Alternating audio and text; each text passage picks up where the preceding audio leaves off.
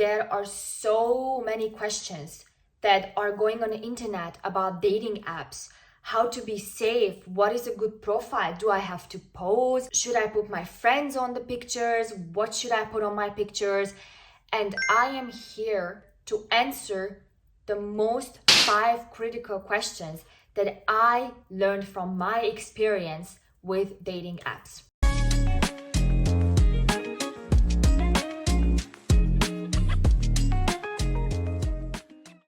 Hi everyone, welcome back to my channel. So this is the 4th episode of the dating app series. In the first episode, we talked about what is a dating app. In the second episode, I reacted to some of the most outrageous, unpopular opinions about dating apps. In the third one, I highlighted the pros and the cons of dating apps. And in the 4th episode, I collected the most critical questions, and I'm going to answer them from a girl's perspective with some experience behind my back. And I'm hoping that these questions will clarify some of the things if you're a guy, if you're a girl, for everybody. So the first question that usually people ask is how to feel safe, because it's a dating app. You are talking to a person through online.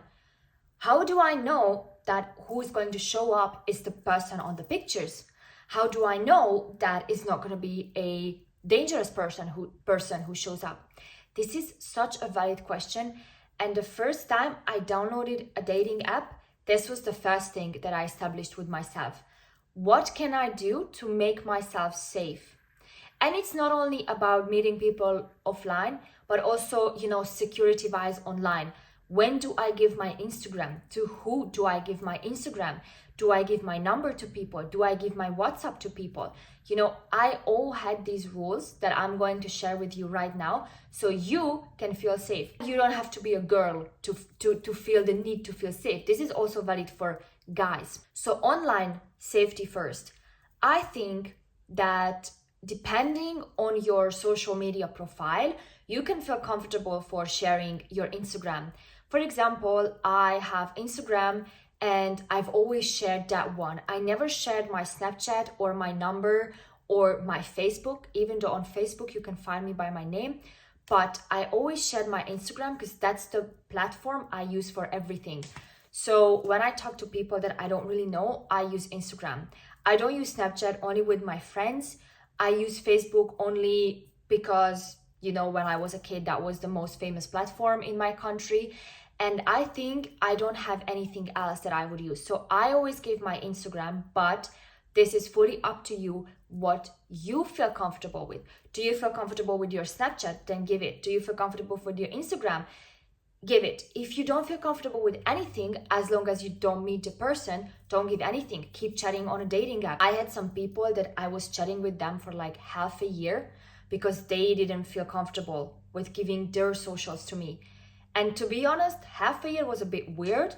It was also bad that we didn't meet during those half year. So it's really about perspective. But, if you just started talking to somebody and they ask for your social media, you don't have to give it to them if you don't feel comfortable.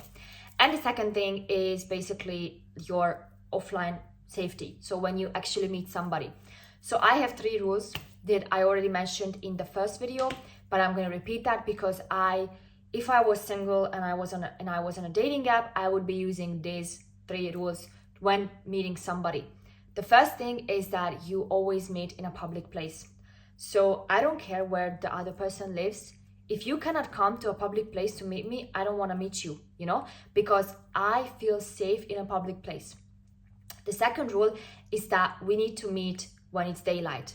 Okay, so there was this one person a few years ago, and he was like, yeah, I want to meet at like 8 o'clock. And it was November. And I said, no, we don't meet at 8 o'clock in November when it's already dark at 4 p.m., So I advise always meet in daylight, because then you see if you need to escape. Well, 1, shops are open. 2, you know where to go.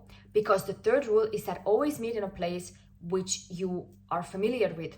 So for example, if you just move to another place and you download the dating app because you want to meet people in a new place, that's fully fine, of course. But Try to familiarize yourself with something, like go to a cafe, go to a restaurant, find a square, familiarize yourself with that place.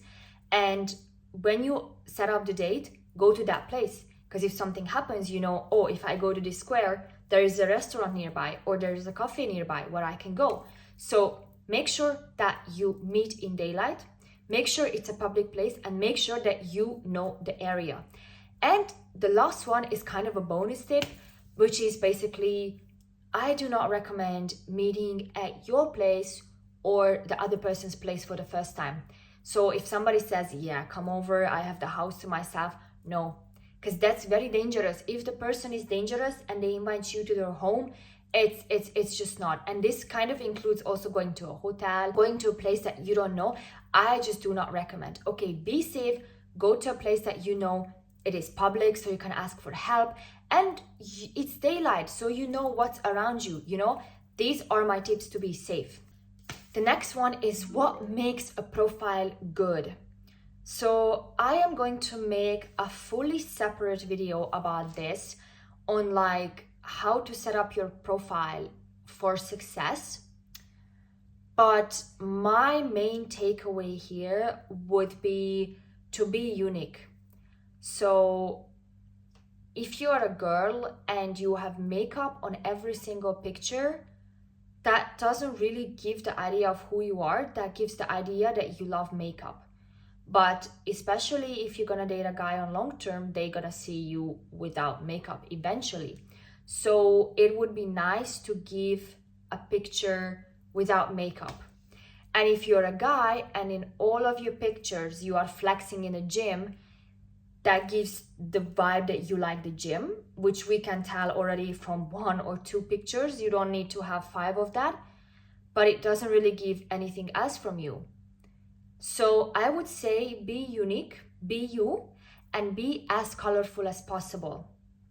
Show what you like. As an example, when I had a dating app, I had pictures where I was wearing a uniform, because I was working for a company where I had to wear uniform. I was posting some travel pictures because I love traveling. I was posting some natural pictures because I do not wear makeup every single day. And I think I was also posting pictures of like a dress because I like dresses and skirts. So I just try to show as many colors as possible. Try to picture your hobbies, try to picture your uniqueness. Because at the end of the day, people look at your pictures first. They don't look at your bio, they don't look at your age, they don't even look at your name. They look at your picture first. The third question is after how much time should I meet somebody? So dating apps are not mathematics. There is no set rule that, okay, after 3 weeks of talking, you must meet somebody. There are some situations where you meet somebody right after you start chatting because the other person is just like that, okay? They want to meet in person because they feel more comfortable talking in person. That's completely fine. There are some people who like to speak first on dating apps, and that's also fine. So I would say this fully depends on you and the partner you're talking to. You have to meet halfway, of course. If you are a person that wants to meet immediately and you talk to somebody that doesn't want to meet immediately, then you cannot force them to meet immediately, but they cannot wait forever to meet. So you need to find a balance, and it's also the other way around. There is no set rule, and it doesn't mean that, oh, if we meet immediately, that's gonna be bad, or, oh, we haven't met for a month, we will never meet. This is not true. This is so not true. So I want you to think what you want, and I want you to ask the person you're talking to, what do you want? And then come up to the middle, like, okay, you don't want to meet immediately, I want to meet immediately, let's meet in 2 weeks. I can wait at 2 weeks, and you can, get the courage to meet me a little bit sooner than what you expected. The fourth one is, what is a good opening? So I would say, what is not a good opening? Because it depends on people, of course, what they like. But what I experienced from my friends from social media is that, just saying hi is not good. Or depends on the girl, I would say the cheesy pickup lines are also not really winning anymore. What I think girls and guys appreciate both, but somebody correct me in the comment section if I'm wrong, is if you ask a question based on the other person's profile. So, if I see somebody reading a lot of books, I would ask, oh, I see that you like reading. What is your favorite book? Or, oh, I also read this book. What did you think about the ending? Or you see a girl that travels a lot. What is your favorite country? Oh, I've also been to this country. What do you like the most? You find either a common ground that you guys both have, or you try to show interest from a small detail. If somebody's eating pasta under every picture, you can guess that that person loves pasta. So you can ask, oh, I see that you like pasta. I also love it. What is your favorite flavor? Or why do you like it so much? Does it remind you of something? This is going to show that you looked at their profile and you showed interest, and you don't just, hello, how are you? Hey, how was your day? So did it hurt when you fell from heaven because you look like an angel? No. Did this one? If they don't reply, to some extent I can understand. And the last question is, do looks matter only?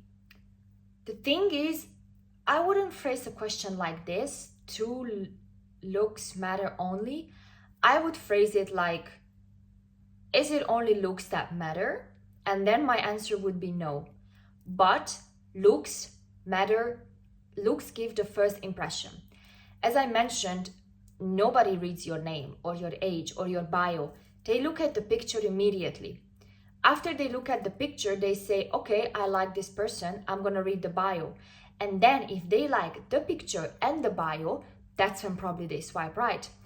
I did it at least like this way, because if I liked somebody but they were heavy chain smokers, I didn't swipe right. I don't care about that, So I would say, yes, looks matter. Yes, looks decide if you're gonna be swiped or not, but that's not the sole factor. And you can still win, because I think everybody is unique in their own way. But if you have one picture of yourself, then it's harder for somebody to decide if they like your face or not than if you, as I mentioned, had more pictures, more unique. So, I don't believe in, oh, if I'm an ugly guy, I will not get swiped right. Because one, how do you define an ugly guy? Just be unique, because everybody is different. Everybody is special. I did not want to put up pictures like my friends did, because yeah, they are my friends and I'm me. So I put different pictures. So some guys like me, some didn't. And it's the same. Some girls or some guys will like you and some won't. But that's okay, because it's not possible that you don't get any matches, okay? So yes, looks do matter. But if you're unique, if you show who you are, if you show your hobbies and everything, then it's likely that you will get matches. Thank you guys so much for watching. I hope you liked it. If you liked it, don't forget to like this video and subscribe to my channel so you don't miss out on more videos, especially about dating, about family, about moving, about school, about your mental health, and the list goes on. I will see you guys next Sunday, and then I wish you an amazing week. Bye bye.